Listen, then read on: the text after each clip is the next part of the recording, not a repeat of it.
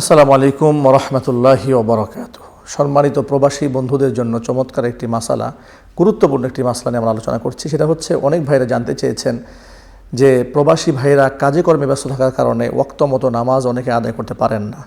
তারা কি পরবর্তীতে কাজা আদায় করলে নামাজ হবে কি না, নাকি তাদের ওয়াক্ত মতোই নামাজ আদায় করতে হবে?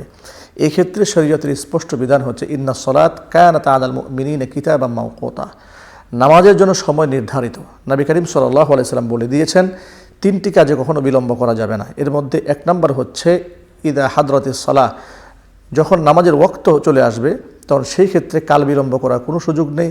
জানাজার নামাজের ওয়াক্ত চলে আসবে, কাল বিলম্বের কোনো সুযোগ নেই। এমনকি যখন ছেলেমেয়েরা বিবাহের উপযুক্ত হয় সেখানেও বিলম্ব করার কোনো সুযোগ নেই।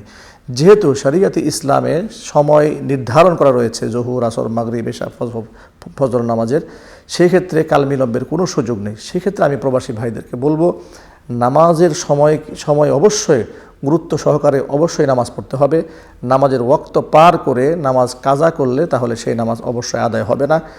আপনাকে মনে রাখতে হবে, সর্বপ্রথম আমাকে আল্লাহ রাব্বুল আলামিনের হুকুম পালন করতে হবে। ইদা কুদিয়াতিস সালাত ফান্তাশিরু ফিল আরদি। কোরআন শরীফের হুকুম এসছে, আগে যখন নামাজ শেষ হবে তখন রিজকের অন্বেষণে বের হতে হবে। রিজকের অন্বেষণ করতে গিয়ে যদি আমি পরকাল ভুলে যাই, যে যার উদ্দেশ্যে আমাকে সৃষ্টি করা হয়েছে, আমা খালাকতুল জিন্না ওয়াল ইনসা ইল্লা লিয়াবুদুন, আমার সৃষ্টির মূল উদ্দেশ্যই হচ্ছে আল্লাহর দাসত্ব করা। আর আল্লাহর দাসত্ব করতে গেলে আমার রিজকের প্রয়োজন পড়ে।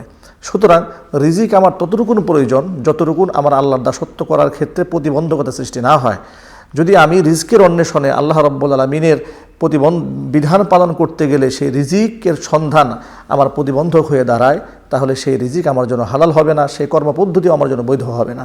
সুতরাং আল্লাহ রাব্বুল আলামিন যেন আমার প্রবাসী ভাইদেরকে ওয়াক্ত মতো নামাজ আদায়ের ব্যাপারে যত্নবান হওয়ার তৌফিক দান করেন। আমিন। আসসালামু আলাইকুম ওয়া রাহমাতুল্লাহি ওয়া বারাকাতুহু।